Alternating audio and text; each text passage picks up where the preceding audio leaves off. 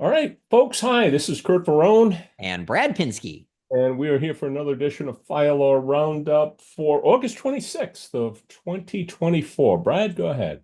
Well, we're going to start today. We have some really good cases today. I love today. So we've going to start in Michigan, and I'm going to tell you right off, I'm shocked by this holding. I think the court got it wrong for the right reason.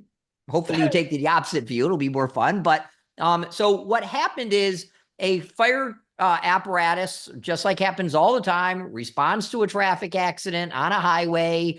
There are other vehicles already there. So as a assignment, choice, the engine blocks the roadway for scene safety. Its lights are on. It's not driving, it's parked. And somebody comes along and rear ends it, nails it. Somebody got ejected from the vehicle. The driver's convicted or arrested on reckless driving. But naturally, my guess is the driver probably didn't have as much insurance. So they go after the fire department. And the fire department has a governmental immunity, which is normal, like most states. And by the way, I want to say that I don't think this holding is limited, at least in our discussions, to Michigan, right? The specific law we're going to talk about is Michigan, but it's not uncommon. New York has a very similar law. So the first thought here is by the parties, one of the parties is, look, we're immune. We're a government, we're immune. But there's an exception to the government immunity, as there is in New York State, and I'm sure many others, where the operation of a motor vehicle, you can still be held liable. The state has waived its immunity for the operation of a fire apparatus. And if the driver is here even merely negligent of the fire apparatus, then the department can be held liable. So the government entity says, well, that's fine, but as a matter of law, the vehicle was not being operated. It was parked doing nothing. And so the question before the court was the parking of the vehicle to block traffic the operation of the vehicle? And the court holds, no, it wasn't. So the government, wins. The government remains immune. You can't get around the government immunity section. I disagree that the parking of a vehicle is not the operation of the vehicle. Now, this is a close call. We can argue this any way you want. I agree. But let's get something on the table right here. This has nothing to do with whether or not the fire department was negligent or not negligent. It is possible for the placement of apparatus on the highway to be within the standard of care and therefore not negligent. And therefore, even if you get over this hurdle of immunity, there's still going to be protection. You're not going to be held liable. On the other hand, depending on how they position the apparatus, where they position the apparatus, it could be outside the standard of care, in which case there could be liability. So, and what lawyers, what Brad and I would refer to the thing that I just talked about is the case on its merits. Right. Okay, that's the merits of whether or not the fire department was negligent or not negligent. Okay, the court never got to that. The court said there's experts, both of them are enough to get beyond the dismissal stage. So now the fire department is just saying, we want to be held immune. Right. And the experts were disagreeing over whether they were negligent or not.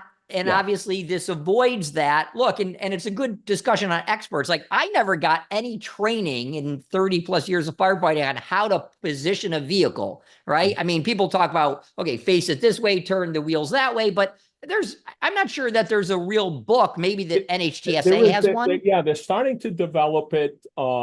Jack Sullivan and the folks out of Delaware and the Delaware Volunteer Service were really sort of instrumental in coming up with what has become adopted as pretty much a national standard. It's finding its way in. It's kind of gradually been implemented into NFPA 1500, mostly in the appendix, but there still is some, mandatory parts to it as well.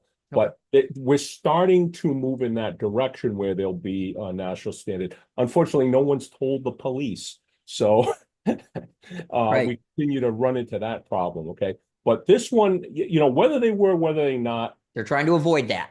right. And so what they're saying is we're immune because once we park the apparatus, and I think how I would argue this if I was the plaintiff, I'd have to hold my nose and choke down my vomit and represent Right. the plaintiff here.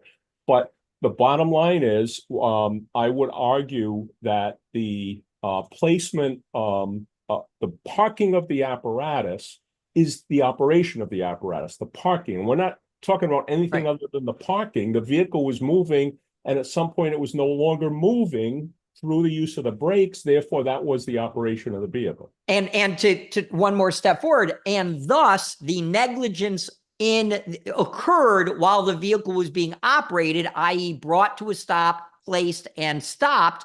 And everyone would have to agree, right? You hit the brake, you pull the brake. That's the operation of the vehicle. You are operating it. So to your point, and I got to tell you, I think you're right. The negligence occurred when the vehicle was being operated. Now, well, wait, no, let me just throw another wrinkle out there because I've yep. had this case. I think you and I have talked about this. We have a law in Rhode Island that said that if you are driving your personal civilian vehicle and you come upon a stopped emergency vehicle, you cannot proceed past it. Right. It doesn't say you get over a lane. It says you cannot proceed past it. Wow. Okay. Okay. Now that's a state law. Now I think it's routinely ignored.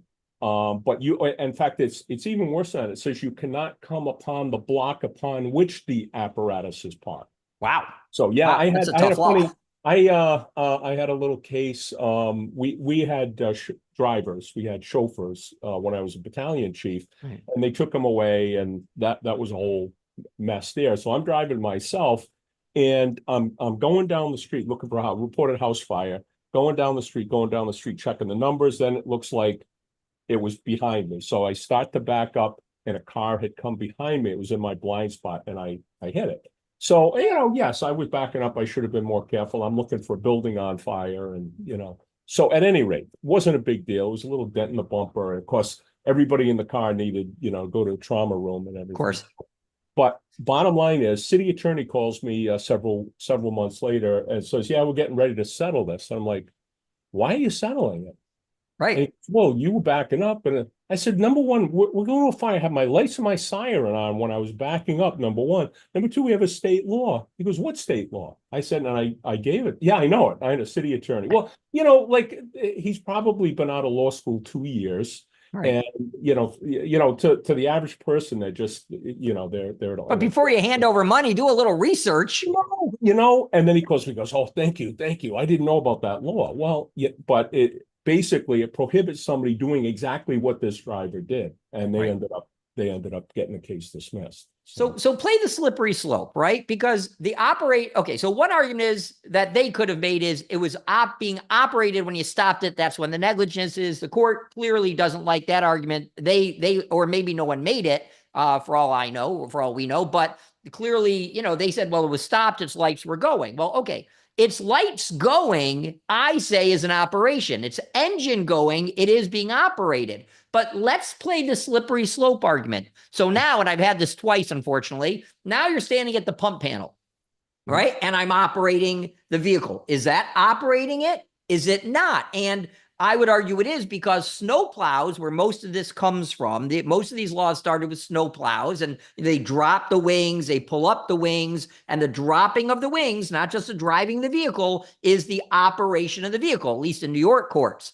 And that's gone to the state's highest court. So the operating the wings is no different than operating the pump, I would say. You're still operating the vehicle. So now let's assume the court says, no, that's not operating the motor vehicle, that's operating a portion of the vehicle. Fine. So now I forget to put the fire engine put it in neutral, put the brakes on, right? The PTO is engaged, and all of a sudden the vehicle takes off because I throttled it up, right? Which happens. I've had this happen twice, not to me, but to one of my clients. One of them went right into another house and hit the porch. They just didn't it was an older engine, but nonetheless, the PTO takes off, and the engine goes. Is that the operation? I'm not driving it, but I could put it into gear by the pump panel. What about the ladder goes up? Who's the ladder operating goes it? up and Who's swings and hits operating something. it at that point? Nobody's, didn't we have that case? We talked about a case where, yeah, they were on the apparatus, they were on the apron at the firehouse. Yes.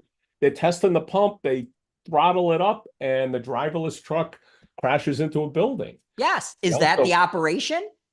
you know, What about the aerial swinging? Is that the operation?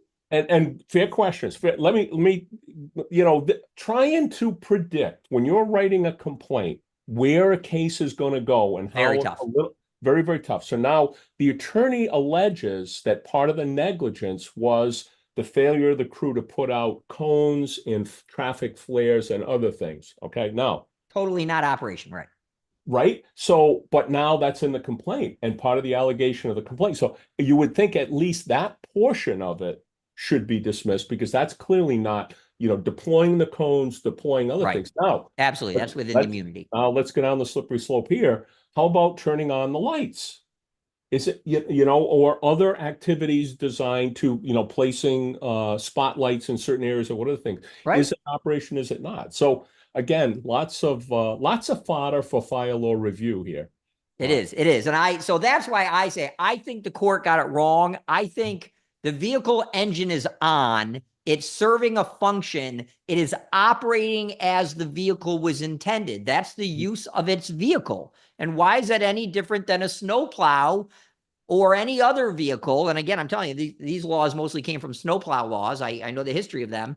But, so I don't think the vehicle has to be in motion for it to be operating, but I would like to know, like the aerial, if an aerial swings and knocks somebody's house off the ground, whatever, is that the operation of the vehicle? Or is that, no, that's just a part of the vehicle. It's not the motorized part. I mean, this can get so complicated, but I think the court got it wrong. Benefit to the firefighters, right? I don't think the fire department should be held negligent. That's not my issue. But I think on the law, I think the court was doing a favor, and I think the court's going to regret it later on when people try to point to this case and say, oh, the stopped vehicle wasn't the operation. They're going to try to draw a line to say, when does operation stop? When does operation stop happening? Well, to me, it'd be when the vehicle's turned off. I'm thinking that the intent of the legislature when they enacted that is to make government accountable when they're getting in a motor vehicle accident. When they're driving to this, not so much a fire truck, but any government vehicle. It could be the mayor's limousine, it could be a school bus or whatever. When they're at fault for the accident, government's got to pay. So I think that's it. So now change that sort of, if that was their mindset, and I think it was, now to, like you suggest, an aerial ladder swinging at a building fire, trying to effect a rescue and damaging somebody's house. It might not even be negligence, but the issue of immunity comes sort of before that. We look at it from the opposite perspective of how the average person would be. You only get to immunity if someone was actually negligent. We say, no, we don't even get to negligence until we get by the immunity perspective. Right. And so I don't know. I don't know. Okay. Well, let's end on that because we don't know. I'm happy with the ruling. Oh, I am too. As a firefighter, of course. Fire department lawyers were ecstatic with the ruling, right? Right. Firehouse lawyers should not take this and say we can park our trucks any way we want because we're going to be immune. No. The bottom line is you want to do it within your training, within your department's procedures, and as in your policies and procedures should be in accordance with national standards as they continue to develop. Absolutely. So as we talk about policies and procedures, our next case should have been avoided by policies and procedures. And once again, if you haven't seen Curt and I, our new service we've launched, which is taking off nicely, must-have policies, go to musthavepolicies.com. But one of the policies we'll be addressing is I wish they had in Columbus, because Columbus now has a lawsuit by their local and the Fraternal Order of Police over a data breach. And I don't understand whether and I'll give the quick facts, but I don't understand whether the city is just a liar or just didn't understand it. But there was a cyber attack and people's information was revealed and people were getting notices that their accounts are being hacked, their financial accounts are being hacked and their information is being used. And yet the city and the government's coming out saying, we didn't have a breach. Nothing happened. All our information secure, and we repelled it. But that's not the fact. So here's the thing. Just so that's what the suit is, right? And yet their information is now out there. So here's the thing. As a matter of policy, if you have a loss of information, there are federal laws and probably state laws that govern how you have to notify the public about the data breach. You cannot simply say, it's fine, we repelled it, especially if that's not accurate. And even if data is merely at risk while you are analyzing, my advice is you don't wait to figure out whether there was or was not a data breach. If you think there may have been, you need to notify everybody immediately. And that should be a policy. It is a policy how it happens. And there's very good practices that we will, if you're in must-have policies, you'll get from us. But there are very good practices that have to be followed. This is not a new thing. There are data breaches all the time. People get notices all the time that there's a data breach. But at least you should know, since that you go and you start changing all your passwords, that it's possible. I would suggest, whether there was a data breach or not, clearly it looks like there was, the fault here of Columbus was that, or the government, was that as soon as they thought there was, they should have done the notice. Don't wait to determine the investigation. It's too late. And that's a business mindset, Brad. What you just said is really it's not a politician mindset. The politician mindset is to do this. It's not my fault. I'm a good mayor. I'm a good elected official. It's not my fault, not my fault. And the adult thing, I think if you own a business, the proper thing to do is to say, look, we got a problem. Here's the notice. And in addition, I think many jurisdictions, they also have to provide them with like a year's worth of identity theft coverage. Through those of the insurance companies that provide that kind of coverage. So there's a bunch of different federal laws and state laws. God forbid that there was PHI, protected health information. And they claimed there was. Triggering HIPAA. And now you've got even bigger fines and bigger obligations to notify people. It's a serious thing. And unfortunately, a lot of we love our IT folks. They're brilliant. But they're not lawyers and they're not educated in, never mind the HIPAA part of it, but the state law part of it. So really. And I will tell you, I just saw an attorney got disbarred in New York because he didn't keep his IT up to date. His virus stuff was out of protection. His servers and encryption was way old and old technology. If you're a government entity or whatever, you could be held liable if you just have old stuff. It's not enough to say, oh, we bought some virus protection and we have, a VPN and whatever. If it's old and outdated, you're going to have to keep updating it. It's a cost of doing business, unfortunately, today, but you're not liable, generally speaking, if you're hacked. If somebody gets in, because probably it was one of your employees, frankly, who did it, who accepted an email, logged in with password, it was fake, whatever. But you will be held liable if you don't have the proper software. So much so, that's why I give you the attorney example. Heck, they'll disbar an attorney for that. I was shocked when I saw that. But, because they're older people who are not that. But we have a lot of information. I've got medical records. I mean, I can't tell you what's in our stuff. And if people wanted it, I guess it may have some value to them. I've got, well, I won't even say what I still have, but right. But we at our firm have, we're replacing our VPNs constantly. We use Barracuda stuff. We use, all this virus and spam protection. We have strict office policies on what emails you're allowed to open and not. Some places say you can't even receive emails from outside the organization. There's a lot of protections. If you have nothing, you lose and you're hacked. If you have nothing, if you have no virus protection or no policies, but I got to tell you, the policy for, as Curt, and I think you lecture on this, but as Curt and we've talked about, is your policy should be the emergency action plan. Yeah. That's what, in this case, this policy is, what do we do? And you grab your policy and you follow the emergency action plan. And it starts, number one, notify everybody. And everybody should be aware. One of the examples I use, I think I put it in an article in Firehouse recently, but the hypo I start with is you have an EMS lieutenant and she's in the front of the EMS unit. All of a sudden, a thing pops up on her screen saying that basically it's ransomware on her tablet that's in the EMS unit that she uses to fill out her forms. Okay. If she does not know what to do, you've got a problem. Right. If she's going to go take 3 or 4 more runs and then notify somebody, and like that should be in the policy so that every single person who has access to a computer knows if this happens, this is what you do. Yeah. So you notify this, you shut it down or you don't shut it down, and all the steps that you've got to follow. And each policy's got to be customized on the front end there on each department's individual requirements, but you've got to have that policy or else people are going to be winging it. And winging it is going to be one person does the right thing and the next person, says, the shift's almost over. We'll let the next guy worry about it. And you've got a personal practice. I don't think you'll mind me. I share, which you will not take other people's USB drives and things like that, put into your computer. Yeah. Think about at work. All these people bring your own personal laptops, jump on a network. If the network's not separated, right? If there's no guest network, usually there are, but they're not always, and you're into the, right? I can upload stuff upstream.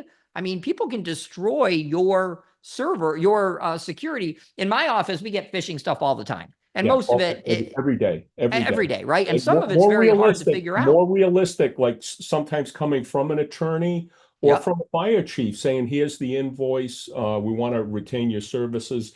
And I'm saying, I haven't sent them an invoice. I haven't sent any sort of contract with this company. So they're getting very sophisticated in how they do this. It's horrible. I feel badly for this, but I have a lawsuit against an attorney, a malpractice lawsuit, older guy. And the attorney got an email from his client which said, please wire funds here. It was actually to a real bank, and he wires out over $80,000 of real estate closing funds. They know where it went. It went to the bank. From the bank, they knew who owned the account. He's in Florida or something like that. They'll never catch him. The money's gone. The FBI looks into it, but now the lawyer's on for malpractice, and this is an insured type thing. But that was so real. And all the hackers did, they got into the attorney's servers.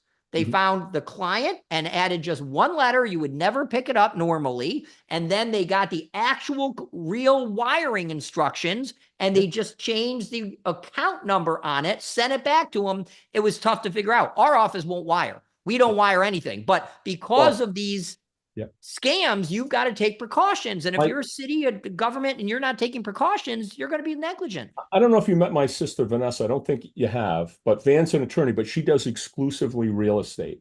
I did real estate for first 3 or 4 years of my, career. And I was like, oh my God, I just hated it. I hated it.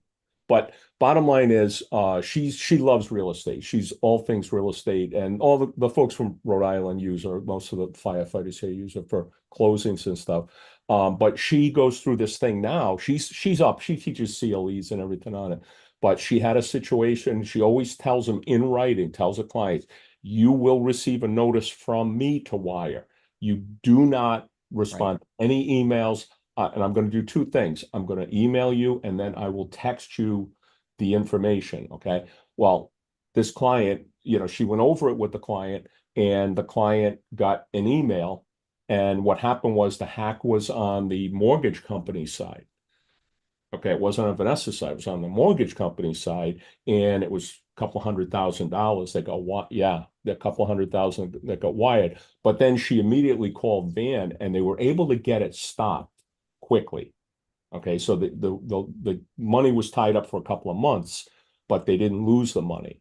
The transaction the wheels came off the transaction, but at least the money wasn't lost. Right. But they're sophisticated.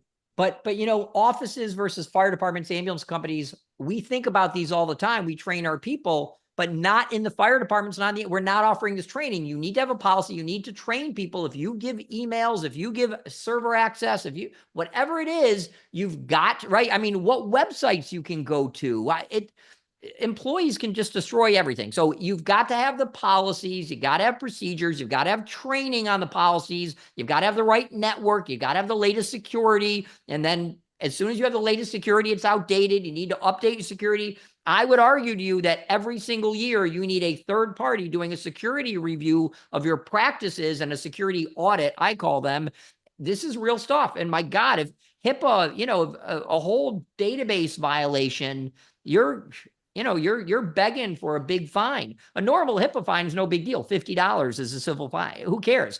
But if it was grossly negligent and it's repeated, and there could be thousands, you're looking at $50,000, $200,000. I mean, there are big fines, and this could be it. Okay, I think we beat that one up pretty good. Good. We did. Let's go down to we're in the Fifth Circuit Court of Appeals. This is like Louisiana, southern area. This is a complicated issue. Let me step through it a little slower than I normally do these. But it's a really good case. And here's the question, not exactly here, but the question that employers always want to know.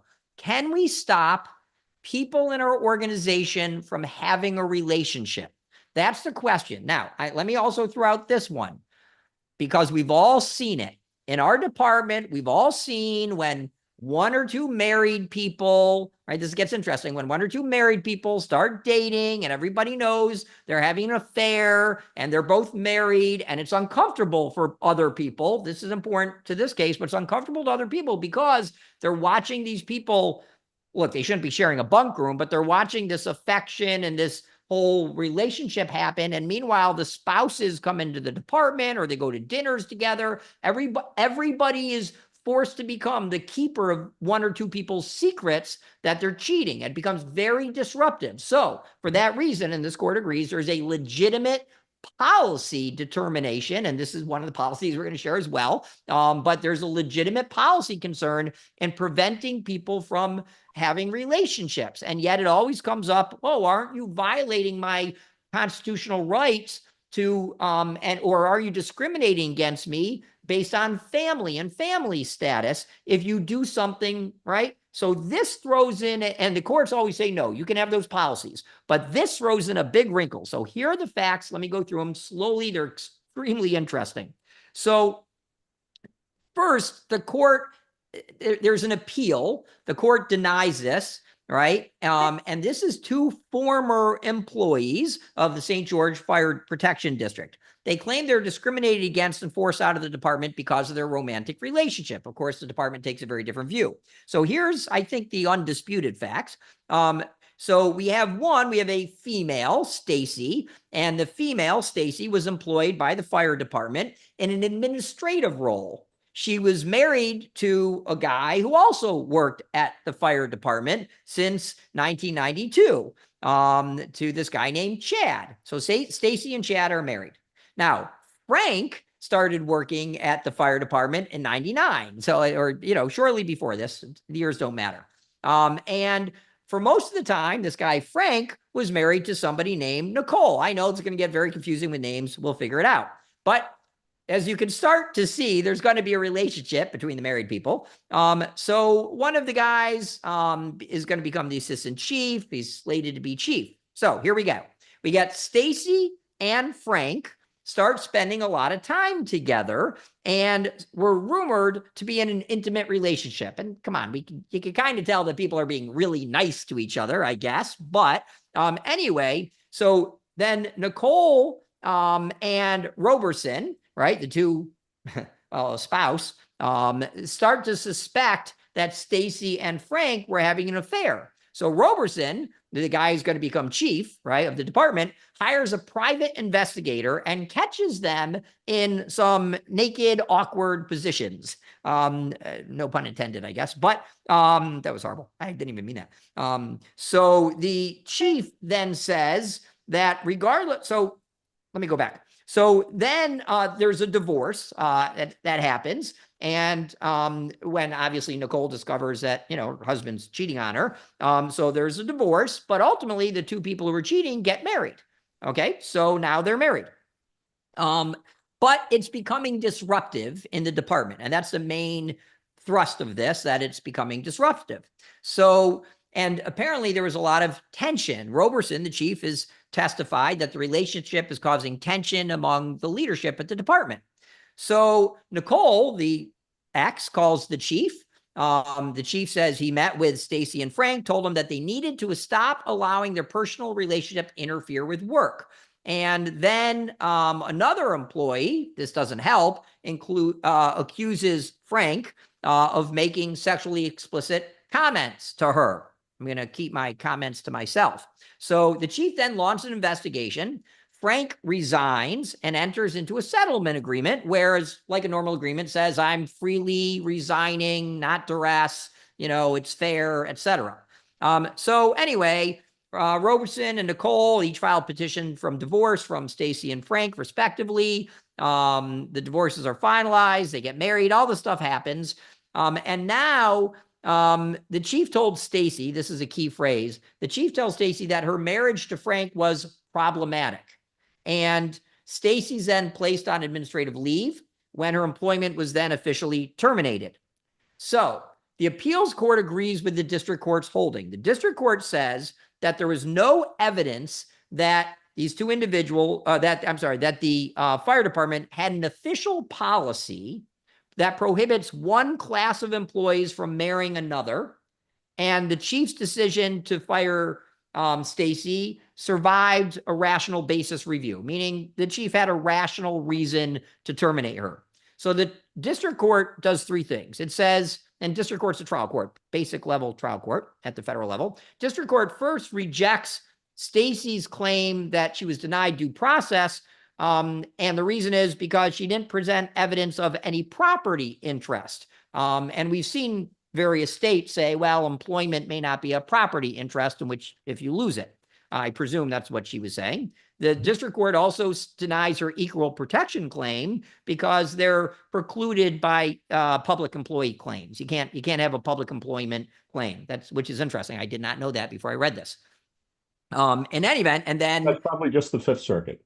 It must be, because that's very strange, right? I saw your face. I did the same thing. I'm like, did I read that wrong? But they rejected equal, and we see equal protection claims all the time. All the time. All the time. In any event, and they rejected her free exercise claim because she failed to adduce any evidence of maintaining sincerely held religious beliefs. So in any event, the court agrees, but here's what they do. The court says, look, the United States Supreme Court has rejected a constitutional right to marry challenge where the relevant government action, here's the quote, place no direct legal obstacle in the path of marriage or desiring to get married. So let me sum this up. What they said is, listen, if the government entity stopped everybody from being able to get married, meaning saying like no employee can ever get married in our fire department, that would be a proper challenge. But saying that individuals within the department cannot date or cannot get married if they have a supervisory relationship, et cetera, is allowed. And I had to read that case for a lot of things because I write these policies a lot that says no dating in the workplace because we know what happens. They also go along with my policies that say you're not to be alone with each other in the ambulance if there's no reason to be there. I mean, I have a lot of things, no sharing bunk rooms. There's a lot of things we dictate is inappropriate. Yeah. No supervising of someone you're in a romantic relationship with. Yeah, all bad things. In any event, they lost. And they state that maintaining workplace order and morale, especially ensuring that the chain of command's in place, is a legitimate objective, which defeats constitutional claims.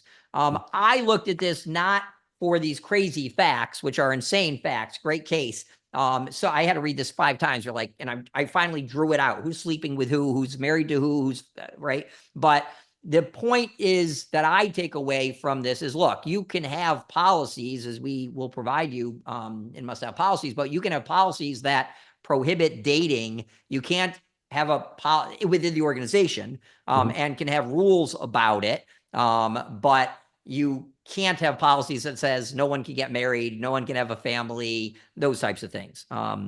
This kind of, excuse me, I didn't see anything in here that connected to the ethics part of this, but many states have ethics laws that prohibit nepotism and certainly the supervision part, but anyone who's in a position to sort of control financial benefits to another family member or someone in a close relationship like that.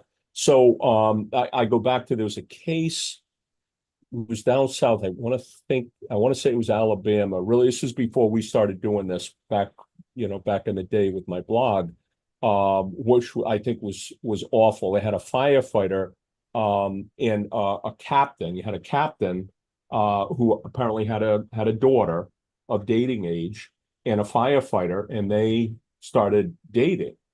And they decided to get married, and the department had a strict anti-nepotism law that prohibited family members, including in-laws, from working in the same department.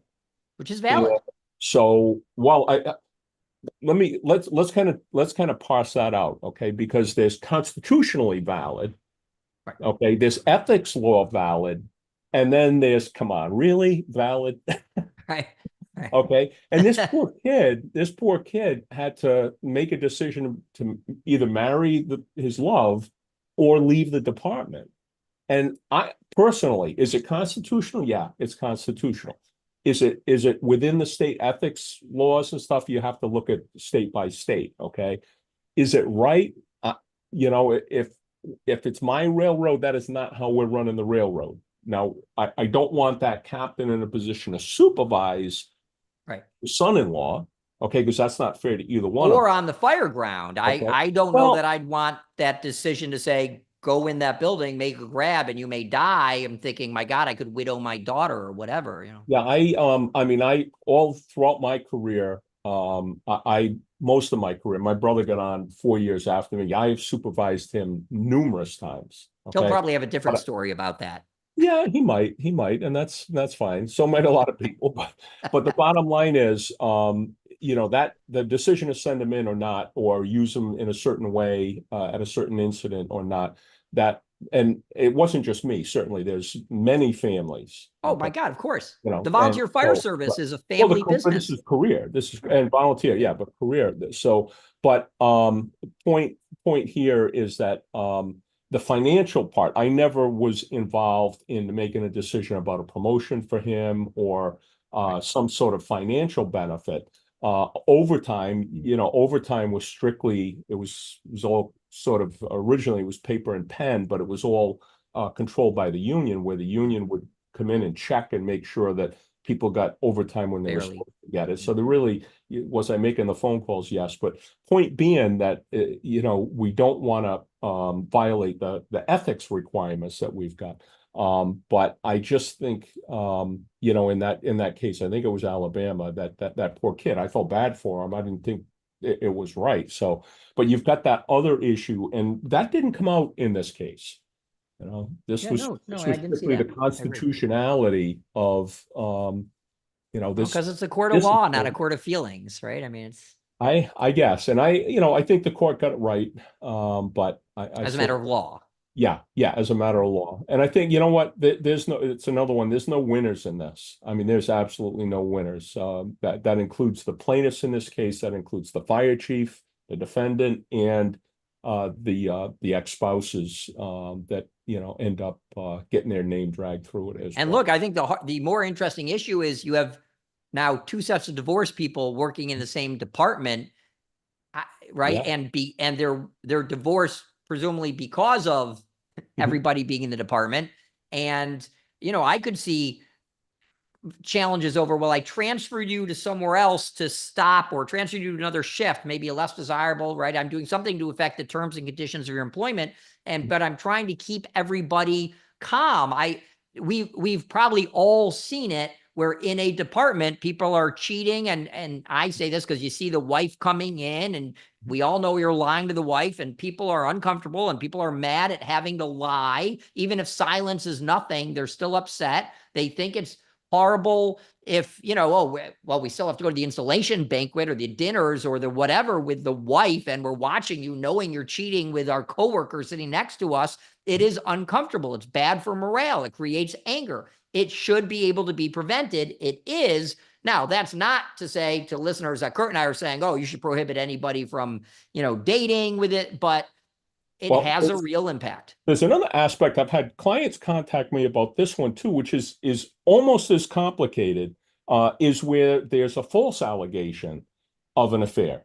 And worse, people are starting rumors. People starting rumors for a number of reasons. They're starting rumors to block somebody from a promotion.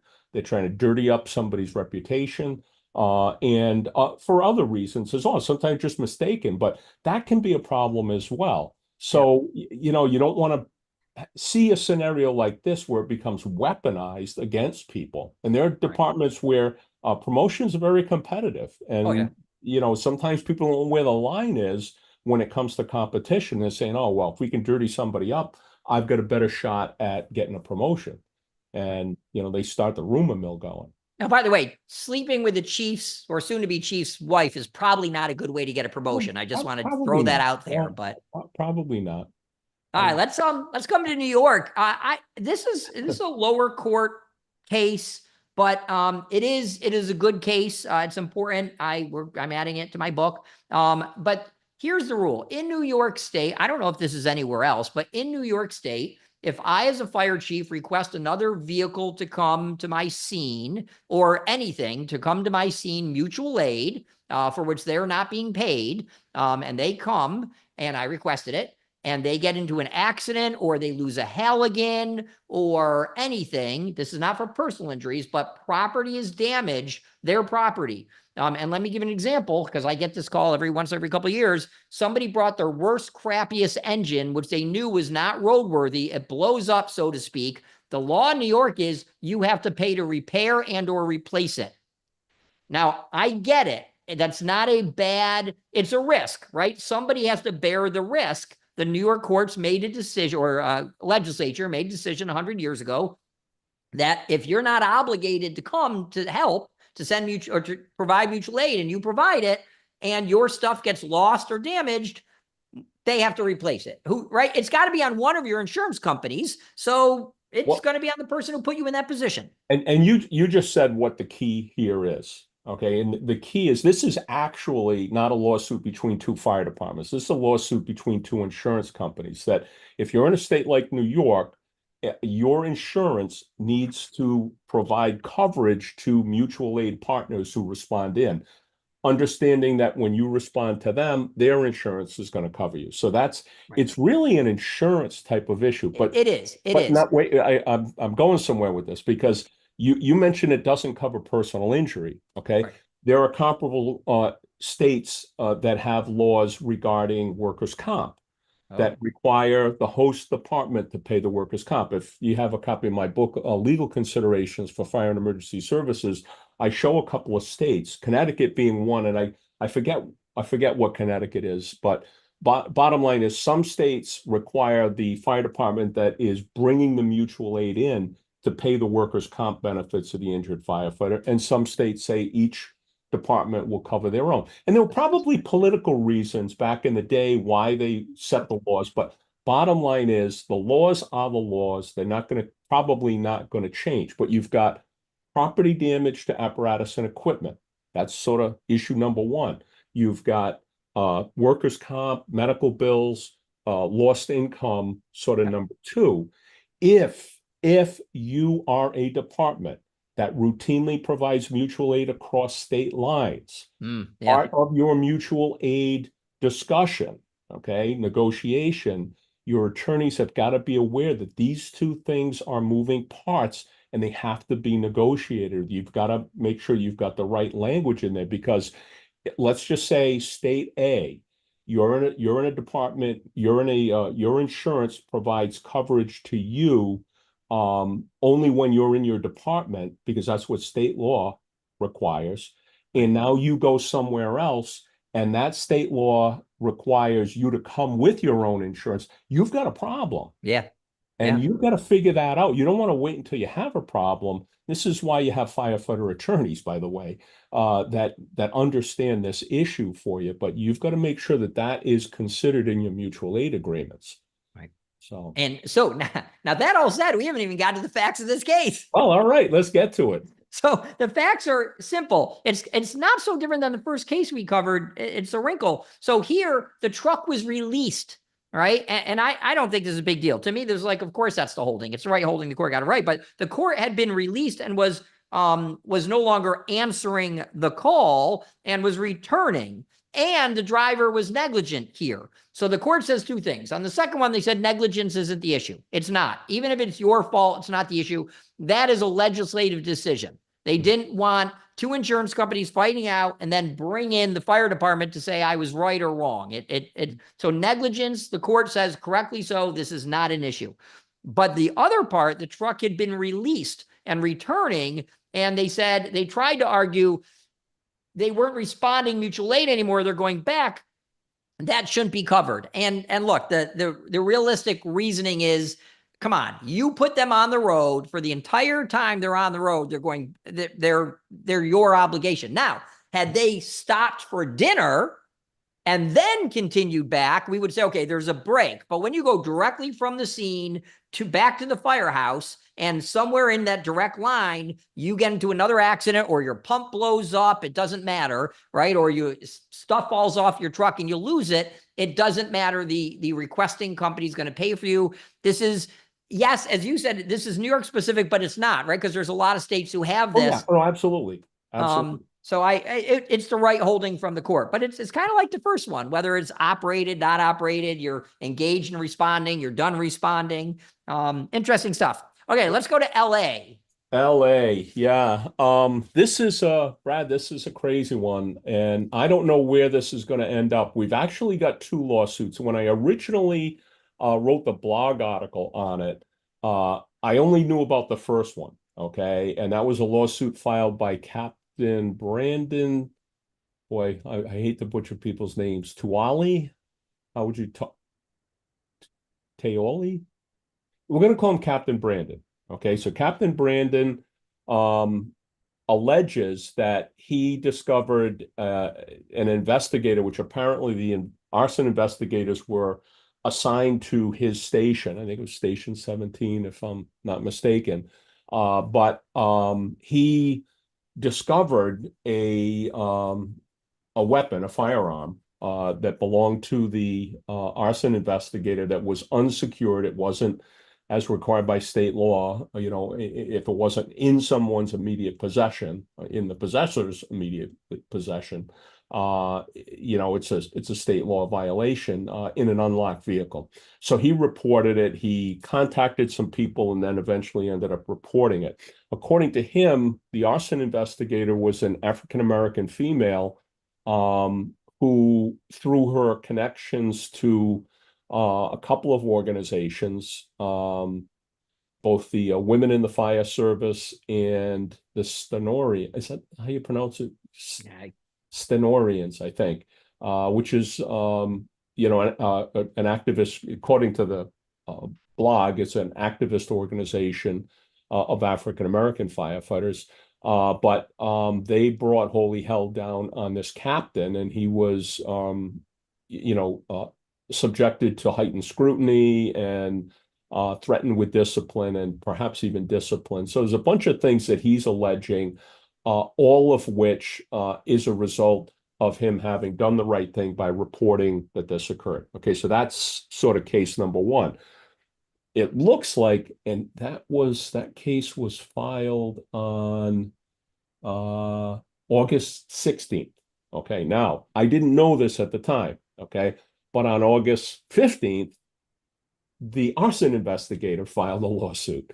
And she's alleging that for the last couple of years, and I didn't get into the narrative on this because I really just became aware of this over the weekend.